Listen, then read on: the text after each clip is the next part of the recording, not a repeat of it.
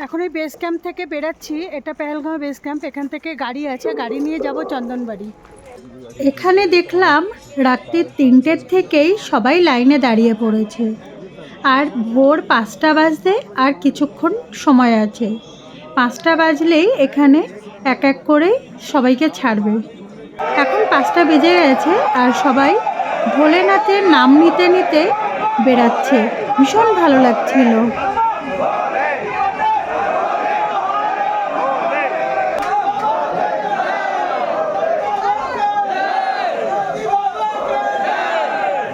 Base ক্যাম্পের এখান থেকে একটা ছোট গাড়ি পেয়েছি, এগুলো 200 টাকা করে নিচ্ছে।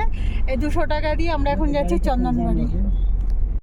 16 কিলোমিটার পথ আমরা এই গাড়িতে করে আসলাম। এখানে 200 টাকা করে নিয়েছে। এখন আমি চলে এসেছি চন্দনবাড়ির চেকপোস্টে। এখান থেকেই কিন্তু হাঁটা স্টার্ট হয়। অনেকে মনে করে যে এখান থেকে বোধহয় থাকা যায়। চন্দনবাড়িতে কিন্তু কোনো থাকার ব্যবস্থা নেই। আপনারা কিন্তু পেহেলগাঁওতেই থাকবেন আর চন্দনবাড়ি থেকে হেঁটে এখান থেকে হাঁটা শুরু করবেন। এই চেকপোস্ট থেকে কিন্তু আপনাদের চেকিং শুরু হবে। দেখুন ওইখানে গাড়ি নামিয়ে দিচ্ছে আর এই পাশ থেকে এইভাবে কিন্তু ঘুরে এই উপরে আসতে হবে। আর এখানে আসার পরে এখানে আপনারা লাঠি পেয়ে যাবেন, লাঠি কিনে নেবেন একটা করে। আর এই যে চেকপোস্ট দেখছেন এখানে কিন্তু আবার চেকিং হবে, চেকিং হয়েই আমরা ওই পারটাতে যাব।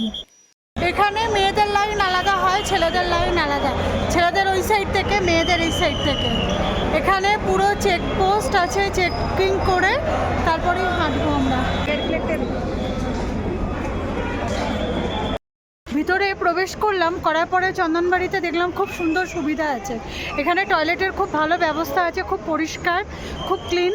আর ভিতরে প্রবেশ করার পরে কিন্তু আপনার এখানে যে লঙ্গার আছে, লঙ্গারে কিন্তু ব্রেকফাস্ট বা চা খেয়ে আমরা হাঁটা শুরু করব। চলুন।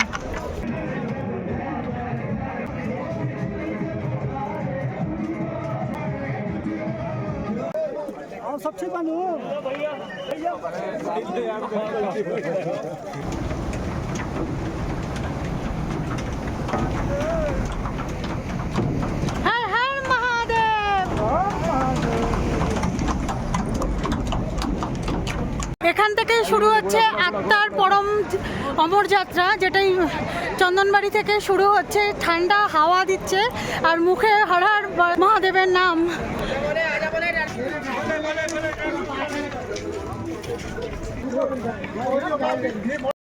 খানিক দূর আসতেই এরকম একটা টেন্ট করা আছে। এখান থেকে কিন্তু ফ্রিতে মেডিসিন দিচ্ছে, গ্যাসের ওষুধ, বমির ওষুধ এখান থেকে দিচ্ছি। কলকাতা থেকে। আচ্ছা, আপনি ভারত সেবাশ্রম থেকে? আমিও ভারত সেবাশ্রমে দীক্ষিত। আমার বালিগঞ্জে। হিরণময় মহারাজ। হ্যাঁ হ্যাঁ হ্যাঁ হ্যাঁ হ্যাঁ। আচ্ছা, এটা ভারত সেবাশ্রম থেকে দিয়েছে? প্রতি বছর এখানে ক্যাম্প লাগায় ভারত সেবাশ্রম, প্রত্যেক বছর। আচ্ছা আচ্ছা। দেখুন ভারত সেবাশ্রম থেকে এখানে খুব ভালো ক্যাম্প করেছে, ফ্রিতে যাত্রীদেরকে ওষুধ দিচ্ছে, জল খাওয়ানো হচ্ছে, গরম জল, চা খাওয়ানো হচ্ছে, বিস্কুট খাওয়ানো হচ্ছে। আচ্ছা, সব রকম পরিষেবাই দেওয়া হচ্ছে আমাদের। আচ্ছা, আপনি কোথা থেকে এসেছেন? নদিয়া? নদিয়া চাকদা থেকে। আচ্ছা আচ্ছা, ঠিক আছে। হর হর মহাদেব। হর হর মহাদেব। হর হর মহাদেব।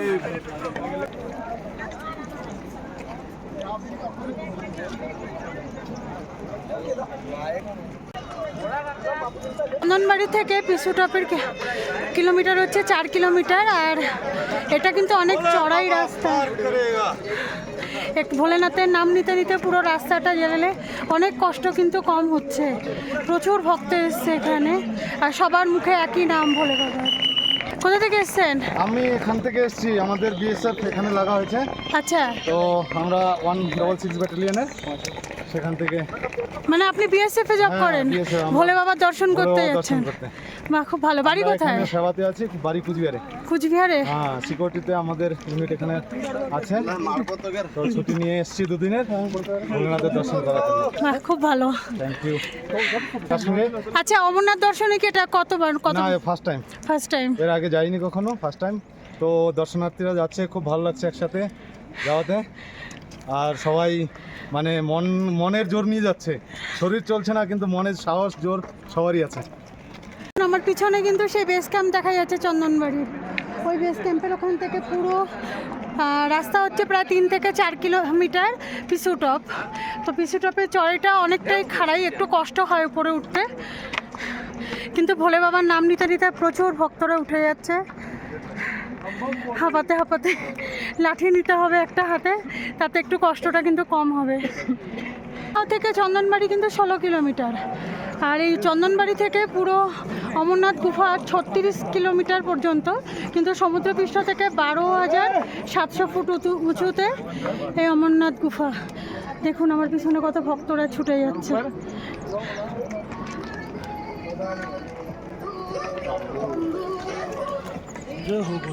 जय भोले। आप लोग बनारस बनारस, काशी काशी विश्वनाथ। कैसे लग रहा है चढ़ाई?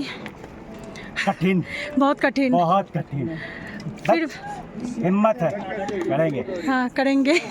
जय भोले। पिसू टॉपर रास्ता देखो, रास्ता और चढ़ाई है। मैं बोला था से मैं तुम्हें बताना भूल गया।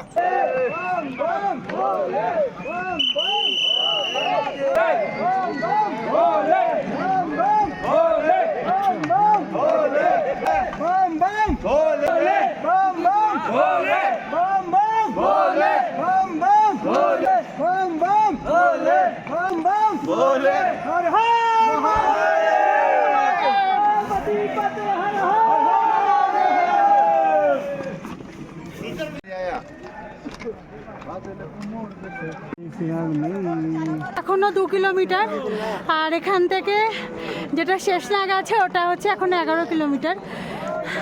সবে এখনো 2 কিলোমিটার বাকি আছে, তবে এত চড়াই উপরে খুব কষ্ট হচ্ছে।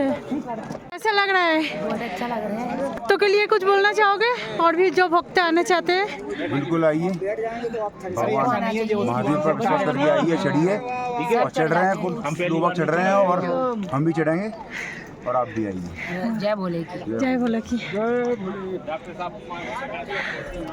এই রাস্তা এখান থেকে ঘুরে ওই দেখুন কোথায় উঠেছে। এখনো 2 কিলোমিটার বাকি আছে পিছু টপ। ভোলেনাথ মা পার্বতীকে নিয়ে কিন্তু এই পেহেলগাঁওয়ের এই রাস্তা ধরেই হেঁটে গেছিল। আর এই যে পিছু টপে আমরা এখন গিয়ে পৌঁছবো, এখনও পৌঁছায়নি, 2 কিলোমিটার এখনও বাকি রয়েছে। অল্পটা এসেছি, 1.5 কিলোমিটার এখনও বাকি আছে। তো 1.5 কিলোমিটার পরে আমি পৌঁছে যাবো পিছু টপ, যেখানে অসুরদের সাথে ভগবানদের যুদ্ধ হয়েছিল। পরের দিকে উঠবেন, একটু ছোট ছোট পা ফেলতে হবে, আর হাতে লাঠি নিয়ে ভোলের নাম নিয়ে উঠবেন, কষ্ট কম হবে। অনেক কষ্ট হচ্ছে যেহেতু পিছু টপের যে চড়াইটা অনেকটা, যত কষ্ট কিন্তু এই জায়গাটাতেই হয়। আমাদের যত ব্যাগ ছিল আমরা কিন্তু পিঠুকে দিয়ে দিয়েছি, আর একদম খালি হাতে শুধু লাঠি নিয়ে হাঁটছি, তাতে একটু কষ্টটা কিন্তু অনেকটাই কম হয়েছে। कैसा लग रहा है? बहुत अच्छा ना। दिल्ली पूरा पैदल जाइएगा? तो आप लोग चल सकते तो हम लोग क्यों नहीं चल पाएंगे? পাহাড়ের কোলে শান্ত পরিবেশ আর চারপাশে ভক্তদের ঢল। এখানে ভগবান শিবের আশীর্বাদ নিয়েই এই যাত্রা শুরু হয়। কখনো গরম হাওয়া, আবার কখনো ঠান্ডা হাওয়ায় কাঁপতে কাঁপতে পথ চলা। এটা পায়ের পথ চলা নয়, এটা আত্মার পথ চলা। কেদারনাথ যাত্রার রাস্তার মতো নয়, এখানে কিন্তু ঘোড়া কিন্তু আলাদা রাস্তা দিয়ে যাচ্ছে, আর মানুষ আলাদা রাস্তা দিয়ে হেঁটে যাচ্ছে। দেখুন ওই যে রাস্তা দেখছেন ওইখান দিয়ে ঘোড়া যাচ্ছে। আর কেদারনাথে কি হয়, একই রাস্তা দিয়ে ভক্তরাও হেঁটে যায় আর ঘোড়াও যায়। তবে অমরনাথ যাত্রাতে দেখলাম যে ঘোড়ার রাস্তাটা পুরোপুরি আলাদা, আর ভক্তদের হাঁটার জন্য রাস্তা পুরো আলাদা। এই রাস্তা খুব সুন্দর, খালি একটু পিছু টপ অব্দি চড়াই আছে, তারপরে কিন্তু রাস্তা খুব ভালো। এখানে না একটা স্টোরি আছে, দেবতাদের সাথে আর দৈত্যদের সাথে এখানে যুদ্ধ হয়েছিল। তা দেবতারা জিতে গেছিল আর অসুররা কিন্তু হেরে গেছিল, আর এখানে সেই স্তূপে পরিণত হয়েছে। দেখুন এটা পুরোটাই কিন্তু পিছু টপ, আর একটুখানি বাকি আছে পিছু টপে যেতে। চলে এসেছি, তবে একদম ছোট ছোট পা ফেলতে হবে, কিন্তু খুব একটা কষ্ট হচ্ছে না, খুব ভালোভাবেই পৌঁছে যাচ্ছি পুরো একদম পিছু টপের কাছে। প্রথম স্টার্টিংয়ের শুরুতেই কিন্তু একটু কষ্ট হচ্ছিল, তার ব্যাগগুলো খালি নিজেদের কাছে রাখবেন না, একটা জলের বোতল রাখতে হবে, খালি গলার মধ্যে মাঝে মাঝে গলা শুকিয়ে গেলে একটু করে হালকা জল খেয়ে গলাটা খালি ভিজিয়ে দিতে হবে। তারপরে বাস ভোলের নাম নিতে নিতে এইভাবে হেঁটে যেতে হবে। আমি চলে এসেছি পিসু টপের একদম ফুল টপের উপরে।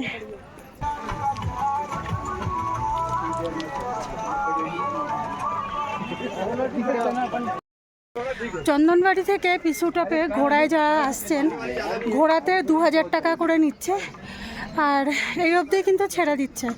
আর যারা আবার এই পিসু টপ থেকে শেষনাগ পর্যন্ত যাবেন, ওদের 1500 টাকা করে ঘোড়াতে।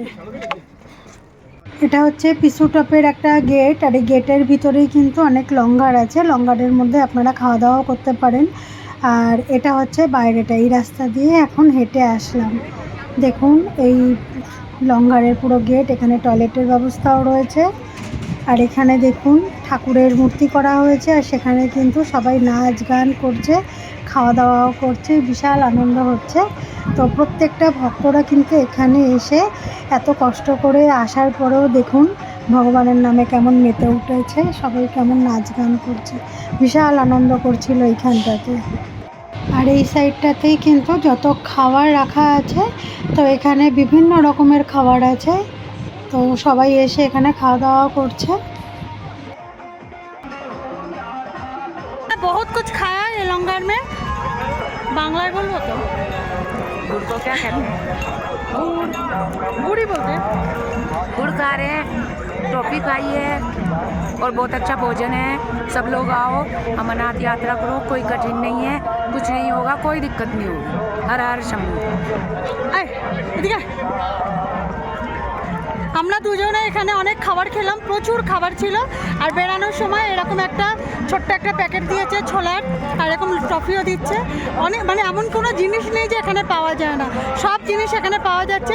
এমনকি মোবাইলে চার্জ করার জন্য বাইরে বসে আছে। দেখুন আমার পেছনে অনেক ভিড় দেখতে পাচ্ছেন, ওখানে সবাই মোবাইল চার্জ করছে। কিন্তু খুব ভালো লেগেছে। हर हर महादेव। হর হর মহাদেব। পাহাড় পেয়ে উঠতে উঠতে পৌঁছে গেছিলাম পিসু টপ, আর পিসু টপ থেকেই আস্তে আস্তে বেরিয়ে পড়লাম শেষনাগের উদ্দেশ্যে। আর শেষনাগে কিন্তু আমাদের দুপুর 2টোর মধ্যে পৌঁছতে হবে, না হলে শেষনাগেরও ওখানে যে চেকপোস্ট আছে গেট বন্ধ হয়ে যাবে। অনেক কষ্ট করে এই রাস্তা থেকে চেষ্টা করছিলাম যাতে খুব তাড়াতাড়ি শেষনাগ অবধি পৌঁছতে পারি। আর এই পাহাড়ের সুন্দর দৃশ্য, এটাকে তো পুরো বলে বোঝাতে পারবো না যে এত সুন্দর এই অমরনাথের দৃশ্য। রাস্তায় প্রকৃতির সৌন্দর্য ছেড়ে আপনাদের আসতে ইচ্ছা করবে না কখনো এইখানে। অসাধারণ দৃশ্য, শুধু 2 চোখ ভরে দেখবেন আর মন প্রাণ জুড়িয়ে যাবে। হয়তো আপনারা স্ক্রিনে দেখেও ভাবছেন যে এত সুন্দর, আপনারাও চেষ্টা করুন এই অমরনাথে আসার, সত্যিই সুন্দর।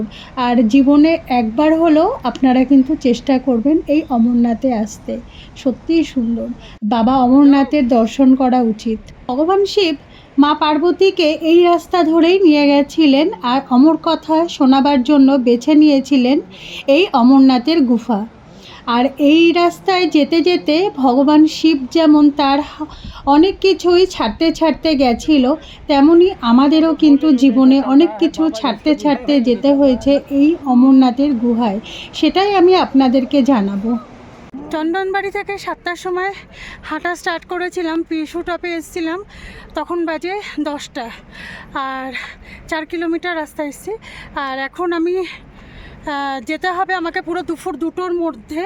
যদি আমি শেষনাগ পৌঁছতে পারি তাহলে হয়তো ওখান থেকে পঞ্চতরণী অবধি যেতে দেবে। আর যদি লেট হয়ে যায়, যদি না পৌঁছতে পারি 2টোর মধ্যে, তাহলে কিন্তু ওই শেষনাগেই আমাকে থাকতে হবে। সেই কারণে চেষ্টা করছি 2টোর মধ্যে পৌঁছানোর। এখনও 6 কিলোমিটার বাকি আছে এখান থেকে, আর এখন ঘড়ির কাঁটাতে 11টা বাজে। এই পিসু টপে এসে জীবনে একটা শিক্ষা পাওয়া গেছে, অহংকারকে ত্যাগ দিতে হয়।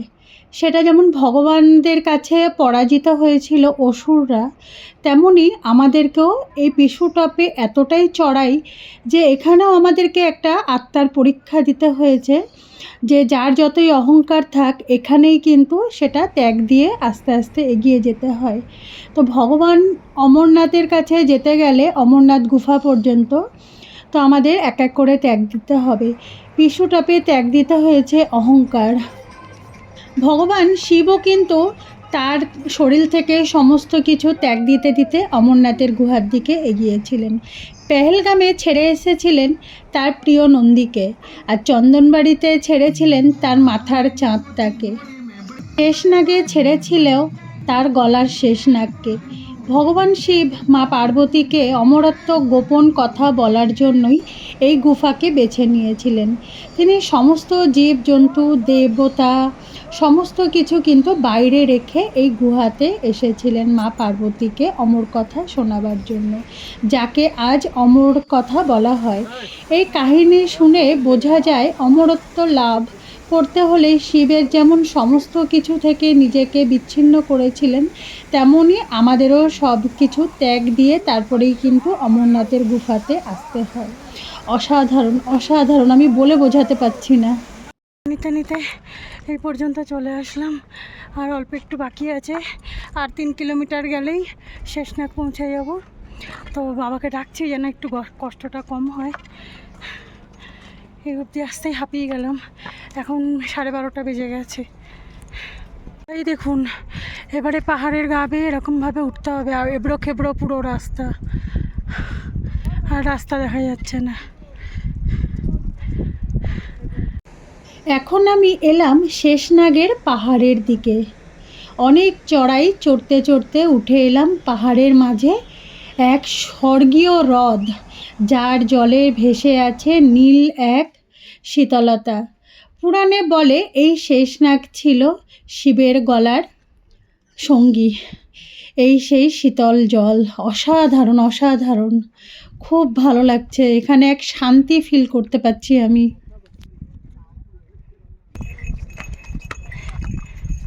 চারিদিকে পাহাড় দিয়ে ঢাকা, মাঝখানে শেষনাগ, অসাধারণ দৃশ্য।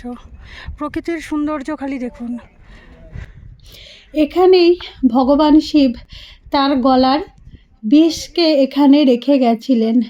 বুঝলাম জীবনেও তিক্ততাকে ছেড়ে শান্তির পথে এগাতে হবে, কারণ এইখানেই বোঝাচ্ছে ভগবান শিবও তার প্রিয় জিনিসগুলোকে এক এক করে এইখানে ছেড়ে অমরনাথের গুফার দিকে এগিয়েছিলেন। আর সত্যি সুন্দর লাগছে, এত সুন্দর। আর ভক্তদের ঢল এত যাচ্ছে এখানে, প্রতিদিন লাখ লাখ ভক্ত কিন্তু এগিয়ে যায়। এই শেষনাগকে পার করে যেতে হবে আমাদের কিন্তু আবার গণেশ টপের দিকে।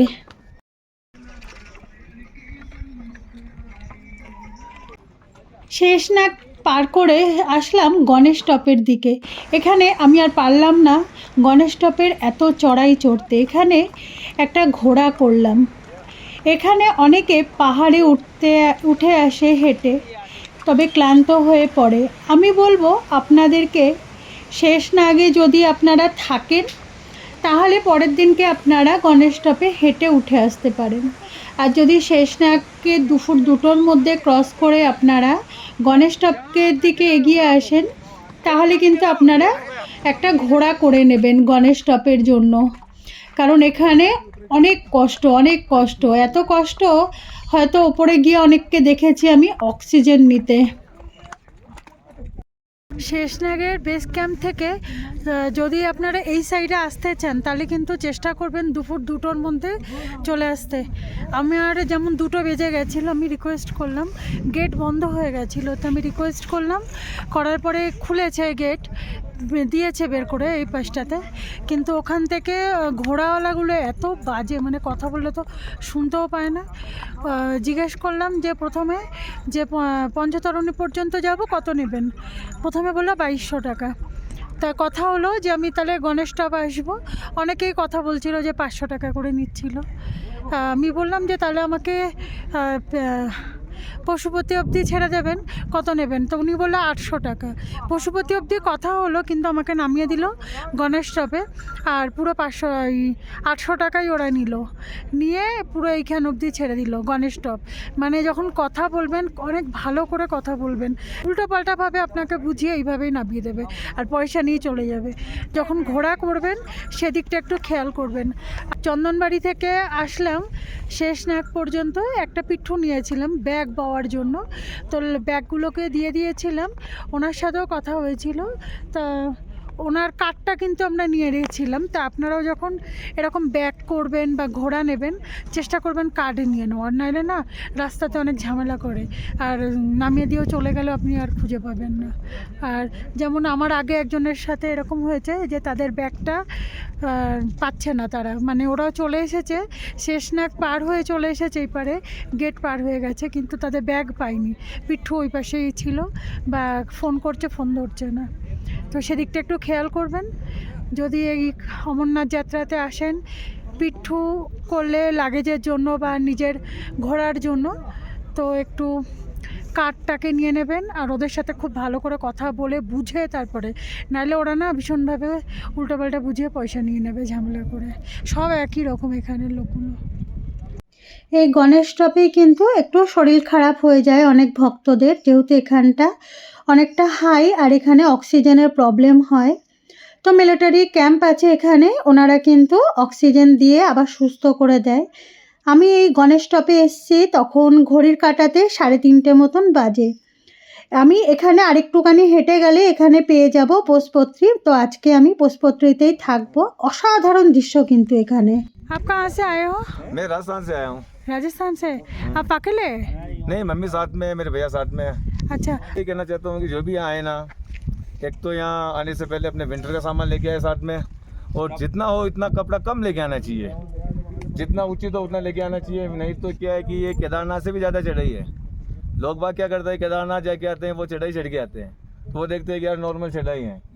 यहाँ आने के बाद पता चलता है कि ये तो केदारनाथ से ही डबल चढ़ाई है, और चढ़ाई तो है जो है, लेकिन खड़ी चढ़ाई है। तो सामान कम लेके आना चाहिए, और मेरा तो यही कहना है कि और सावधानी पूर्वक यात्रा करनी चाहिए। घोड़ा करो तो आप सरकारी घोड़े से यात्रा करो, हाँ। बाकी आप प्राइवेट घोड़े से यात्रा मत करो। सरकारी घोड़े से यात्रा करो तो अच्छा रहेगा। जो पर्ची कटा के होता है। हाँ, जो पर्ची कटाई का होता है सरकारी। तो लूट क्या लेता है, अभी मेरे साथ में ही घटना हो गई। हाँ बोलिए। 500 रुपए के बाद 1000 रुपए ले लिए। हाँ मेरे साथ भी हुआ, मेरे साथ का हुआ था ये गणेश स्टॉप तक, पर मेरा भी 800 रुपया लिया गणेश स्टॉप तक, और मैं बोली थी 800 दूंगी, मुझे पशुपति तक लेके चलो, वो नहीं कहते, पशुपति तक नहीं लेके गए मुझे, वो वहाँ तक छोड़ के, और वो मुझसे 800 रुपया ले लिया। अब ये ढाल उतरना बस 10-15 मिनट का रास्ता है। আমি আসলাম এখন এই পোষপত্রীতে বিশাল ভান্ডারা হয় এখানে। পুরো অমরনাথ যাত্রায় সেরা ভান্ডারা কিন্তু এই পোষপত্রীকে বলা হয়, যা দিল্লি থেকে এই ব্যবস্থা করা হয়ে থাকে।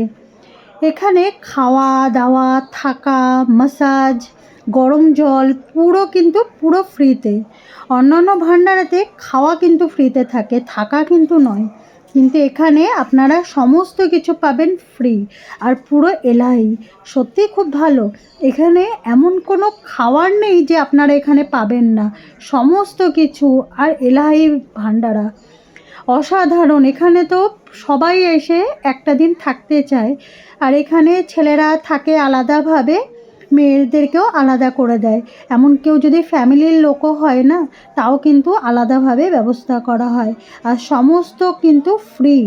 সমস্ত ভক্তরা কিন্তু আসে এই পোষপত্রীর ভান্ডারাতে এক রাত থাকবে বলে, বা এখানে খাওয়ার কিন্তু খায়, খুব ভালো। আমি এসে এই পোষপত্রীতে ছিলাম, প্রচণ্ড হাত পা ব্যথা ছিল, তাই এখানে স্টে করলাম। আর পরের দিনকে এখানে স্নান করে খাওয়া দাওয়া সেরে এই পোষপত্রী থেকে হাঁটা শুরু করলাম পঞ্চতরণীর জন্য। সকাল 6টা বাজে, এখন আমরা এখান থেকে বেরাচ্ছি। দেখা যাক কত দূর যাই, তবে চেষ্টা করবো আজকের মধ্যে আমি যেন দর্শনটা করতে পারি। পশুপতি ভান্ডার থেকে বেরালাম, এখানে ব্যবস্থা খুব ভালো, খুব সুন্দর, সব ফ্রিতে। তাই এখান থেকে বেরিয়ে আমি মাত্র 1 কিলোমিটার মতন এসেছি, আর এখান থেকে 7 কিলোমিটারের মধ্যে আছে পঞ্চতরণী। 7 কিলোমিটার আমাকে এখন পঞ্চতরণী অবধি যেতে হবে, তারপরে আমি অমরনাথ গুফা অবধি চেষ্টা করব আজকে চলে যাওয়ার, দর্শন করে ওখান থেকে বালতাল হয়ে নামবো। কিন্তু কিছু দূর আসার পরে আর শরীর দিচ্ছিল না। আমি এখান থেকেও কিন্তু চেষ্টা করলাম একটা ঘোড়া করার, কিন্তু এখন পঞ্চতরণী পর্যন্ত নয়, পুরো অমরনাথ গুফা পর্যন্ত। আমার অমরনাথ গুফা পর্যন্ত এই পোষপত্রী থেকে ঘোড়া পড়েছিল 500 টাকা, কারণ আমি ওনাদের সাথে কথা এবার বলে ভালো করে বুঝে ভালো করে কথা বলেছি, সেই কারণে আমার এখান থেকে ঘোড়া নিয়েছে অমরনাথ গুফা পর্যন্ত মাত্র 500 টাকা। এই পঞ্চতরণী 5টা ইন্দ্রিয়ের বশ। এখানে 5টা নদী এসে এক হয়েছে। এখানে এসে মনে হলো ভগবান শিব শিখিয়েছে 5টা ইন্দ্রিয়ের সঙ্গমই হলো প্রকৃত শান্তি। পঞ্চতরণী হলো অমরনাথ গুফার একেবারেই আগের শেষ বিশ্রামস্থল। এখানে ভক্তরা রাত্রি যাপনও করে। আমি আপনাদেরকে দেখাবো যে কটা টেন্ট রয়েছে। দেখুন, এই নদীর আশেপাশে অনেক টেন্ট রয়েছে। আমি সকালবেলা 6:30টার সময় ওই পোষপাত্রী থেকে রওনা দিলাম, আর ওখান থেকে 3 কিলোমিটার পর্যন্ত আসলাম। আসার পরে দেখলাম যে অনেকটা টাইম লেগে যাবে, কেন তখনও 7 কিলোমিটার পঞ্চতরণী অবধি, আর তারপরে আরও আছে এদিকে আবার 6 কিলোমিটার তোমার মন্দির অবধি, গুফা অবধি। তো আমাকে আজকে রিটার্ন করতে হবে। তো আমি 3 কিলোমিটার পর্যন্ত হেঁটে এসেছি নিচে পর্যন্ত, তারপর একটা ঘোড়া করেছি যে আমাকে গুফা অবধি নিয়ে যাবে, সেই জন্য। তো উনি আমাকে বলছিল যে পঞ্চতরণী এখান থেকে যারা পার্চি কাটিয়ে নিয়ে যায় ওদেরকে নাকি 800-850 টাকা করে নেয়। তো আমাকে যেহেতু 3 কিলোমিটার আগে থেকেই ঘোড়া নিয়েছে, মানে ঘোড়ার সাথে কথা বলে আমি ঘোড়াতে উঠলাম, তো আমাকে 600 টাকা নিচ্ছে, পুরো আমাকে গুফা অবধি নিয়ে যাবে। কারণ আমাকে এখনই পঞ্চতরণীতে এসেছি, এখন 9:30 বেজে গেছে, আর আমি যদি এখান থেকে আরও 6 কিলোমিটার হেঁটে যাই আমার পুরো দিনটাই হয়তো চলে যাবে ওদিক থেকে, প্লাস আমি নামতেও হয়তো পারলেও রাত হয়ে যাবে আমার বালতাল দিয়ে পুরো নামতে। সেই কারণে আমি চেষ্টা করলাম যে ঘোড়াটা নিয়ে আমি যদি গুফা অবধি চলে যাই, তারপর ওখান থেকে আমি বালতাল হয়ে যতটা পারবো নেমে আসতে পারবো। তা 600 টাকাতে নামিয়ে দিল। আর এখানে যেহেতু চেকিং পয়েন্ট, তো চেকিংয়ের আগে পর্যন্ত ঘোড়া নামিয়ে দিল, বললো এখান থেকে আবার ঘোড়ার জন্য যেহেতু পার্চি কাটতে হয়, তো আমি যেহেতু আগে থেকে করেছি, তো এতটুকু রাস্তা আমাকে হেঁটে যেতে হবে। গেলে ওই পুল আছে প্রায় এখানটা 1-1.5 কিলোমিটার আমাকে হাঁটতে হবে আবার। আর ঘোড়াওয়ালা ওনারা ওই পাশ থেকে যাবে, ওখান থেকে গেলে আমি আবার ঘোড়াতে উঠে বাকি 6 কিলোমিটার পর্যন্ত বাবার মন্দির পর্যন্ত চলে যাব। তাহলে চলুন দেখা হচ্ছে। তরুণীতে এসে থাকে এদের জন্য কিন্তু এখানে টেন্টের ব্যবস্থাও আছে। অনেকে আগের দিনে যদি শেষনাগ থেকে দুপুর 2টোর মধ্যে বেরিয়ে আসতে পারে, তারাই পঞ্চতরণীতে অনেক সময় চলে আসে, খুব ভালোভাবে হাঁটলে চলে আসে, নাহলে পোষপত্রীতে এসেই থাকে। তো এখানে কিন্তু অনেক ভান্ডারাও আছে, থাকার ব্যবস্থাও আছে। আর কেউ যদি পোষপত্রীতে থাকে ওখানে কিন্তু লঙ্গারে বা ভান্ডারাতে কোনো খাওয়ার পয়সাও লাগে না, থাকার পয়সাও লাগে না। কিন্তু আপনারা যদি অমরনাথে আসেন, পোষপত্রীতে আসলে কিন্তু আপনাদের লাগবে না, কিন্তু এই পঞ্চতরণীতে এসে যদি থাকেন আপনাদের কিন্তু ভাড়া লাগবে টেন্টের থাকার জন্য। খাবার ভান্ডারা তো ফ্রি। এটা হলো পঞ্চতরণী। এই পঞ্চতরণীতে কিন্তু মহাভারতের সাথেও যুক্ত করা হয়, যেখানে 5টা নদীর মুখ এখানে আছে। তো এই 5টা নদী থেকে পঞ্চপাণ্ডবের সাথে কিন্তু অনেকে তুলনা করা হয়। আবার অনেকে এটাও মানা হয় অনেকেতে যে এটা হচ্ছে বাবা বরফানির গুফা অবধি যে যাব, তো এই যতটা কষ্ট করে মানুষ এখান থেকে হেঁটে যায়, পঞ্চতরণীতে আসলে নাকি পুরো খালি হয়ে যায়। যেমন এখান থেকে 5টা ইন্দ্রিয়কেও মানা হয় যে পঞ্চতরণী নদীটা হচ্ছে 5টা ইন্দ্রিয়, যেমন কাম, ক্রোধ, লোভ, হিংসা, মোহ, এই সমস্ত কিছু এখানে পুরো খালি হয়ে বাবার গুফা পর্যন্ত যেতে হবে। সমস্ত কিছু খালি করে বাবার গুফা অবধি গেলে তাহলেই অমরত্ব পাওয়া যায়। আমরা তো সেই অমরত্ব পাবো না, তবে যেটুকু জীবনে ভালো করা যায়।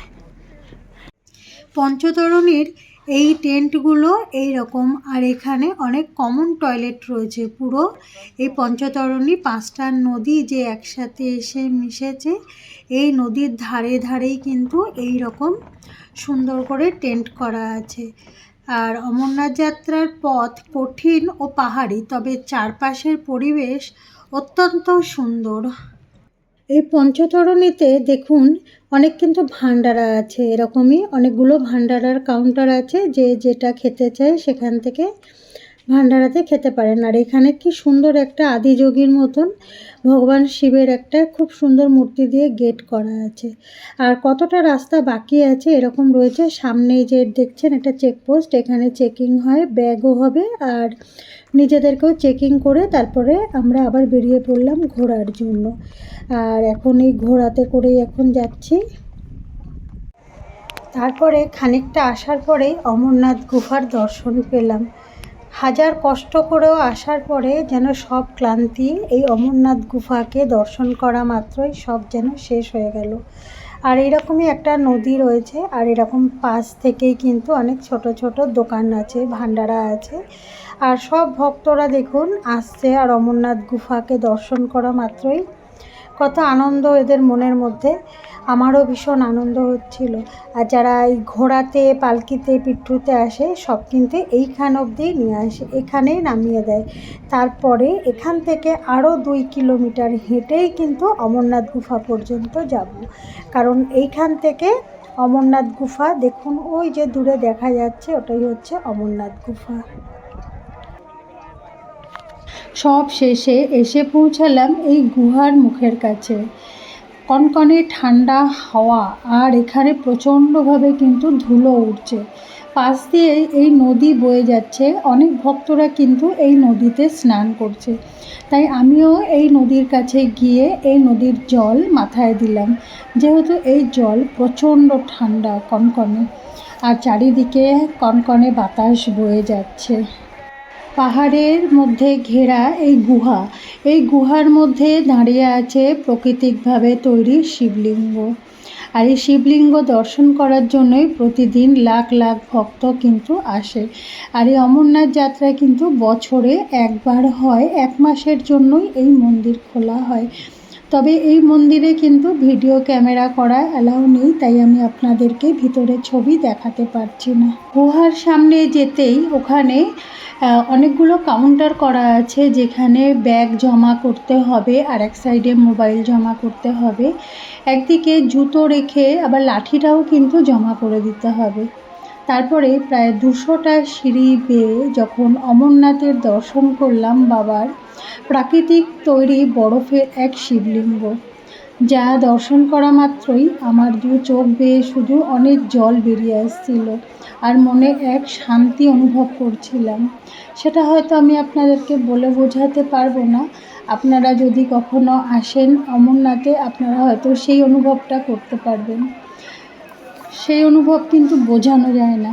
তবে যখন বাইরে বেরিয়ে আসলাম, ঠিক তখনই যেন শিবের কণ্ঠে শুনতে পেলাম যে সত্যকে জানে সেই অমর, যে নিজেকে হারায় ভগবানের কাছে সেই জন্ম মৃত্যুর বন্ধন থেকে ছিন্ন করে। আর মনে মনে বুঝলাম আমার অমর কথা মানেই কেবল মৃত্যু হওয়া নয়, বরং আত্মার মুক্তি, অহংকারের বিনাশ এবং শুদ্ধতা, ভালোবাসা। অমরনাথ গুহা যে শুধু এক গন্তব্য তা কিন্তু নয়, এক আলোর দিশায় পৌঁছানোর পথ।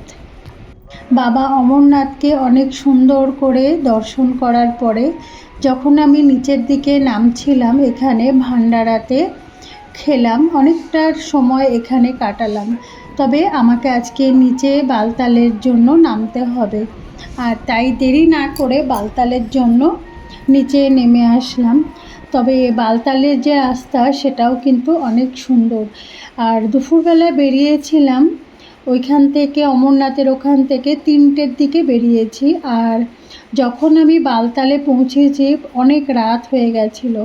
তবে যত অমরনাথ যাত্রীরা আসেন সবার জন্য বালতালে কিন্তু গাড়ি থাকে, আপনাদেরকে গাড়ি পুরো আপনাদের বালতাল টেন্ট পর্যন্ত পৌঁছিয়ে দেয়।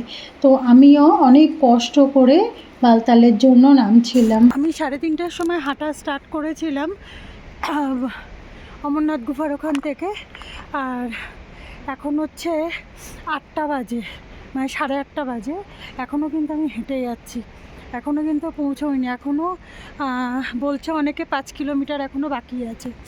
তা অনেকে বললো এখান থেকে আর 2 কিলোমিটার যাওয়ার পরে নাকি এখান থেকে ফ্রিতে বাস দেয় 3 কিলোমিটার, সেটা নাকি নিয়ে যাবে। আমি এই রাস্তাতে বালতালের রাস্তা দিয়ে এখন যাচ্ছি।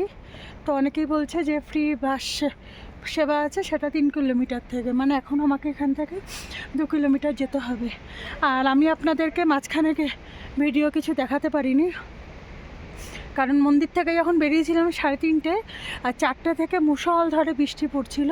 তো ফোন ভিজে যাচ্ছিল, আমি রেনকোট পরেছিলাম, তো ফোন ব্যাগে রাখতে হয়েছিল, সেই কারণে কিন্তু ভিডিও দেখাতে পারিনি। এখানে ল্যান্ডস্লাইড হয়েছে, আর ওই হরকা বান বলে সেটাও এসছিল প্রচুর, মানে অনেকে মানুষ ভয় পেয়েও গেছে, আর অনেক ভক্তরা এসছে। তবে এখানে আর্মির যে সেবা অনেক ভালো, প্রচুর হেল্প করেছে মানুষদেরকে, কারোর কোনো ক্ষতি হয়নি, কিন্তু ঠিকভাবেই সবাই এসছে। তবে আমি একটু আস্তে হাঁটছি, পায়ে ব্যথা পেয়েছি, তাই অনেকে হেঁটে হেঁটে অনেকেই চলে গেছে, প্রচুর ভক্ত এসেছিল, চলে গেছে। এখন এখান থেকে যাব বালতালের বেস ক্যাম্প।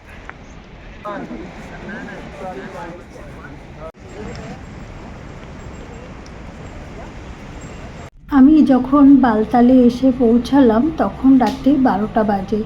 আর এসেই আমি আগে একটা টেন্ট নিলাম, টেন্টের ভাড়া পড়লো মাত্র 400 টাকা।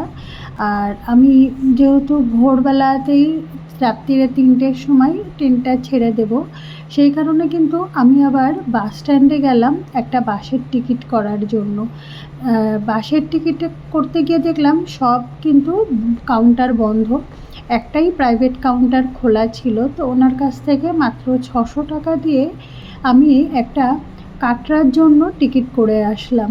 আর রাস্তা খুবই ফাঁকা ছিল, তাও ওখানকার যে লোকাল লোক ছিল, আমি একটু ভয় পাচ্ছিলাম, তাও ওনাদের সাথেই আমি গেছিলাম, গিয়েই বাস স্ট্যান্ড থেকে একটা কাটরার জন্য টিকিট করে আসলাম। আর এসে রাত 12টার সময় টেন্টে ঘুমালাম, আবার অ্যালার্ম দিয়ে রাখলাম রাত্রি 3টে উঠে আবার ওই বাস স্ট্যান্ডে যখন যাচ্ছি দেখলাম প্রচুর যাত্রী যাচ্ছে। আর ওখান থেকেই বালতাল থেকেই আর কি ভগবতী বেস ক্যাম্পের জন্য গাড়ি ছাড়ছে, সেই প্রচুর যাত্রী ওখানে ছিল, তারা কিন্তু ভগবতী নগর বেস ক্যাম্পের জন্য আসছে। আবার যারা কাটরার জন্য আসছে তখনও দেখলাম যে অনেক বাস আসছে, তো বাসগুলোর মধ্যেও কিন্তু প্রচুর ভক্ত কিন্তু এই বালতাল থেকে কাটরার জন্য আসছে।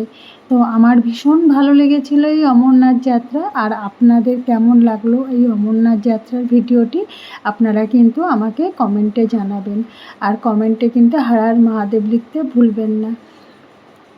জয় বরফানি বাবা সবার কল্যাণ করুক, সবার মঙ্গল করুক, সবাই সুস্থ থাকুন, ভালো থাকুন। আবার দেখা হবে আর একটা ভিডিওর সাথে।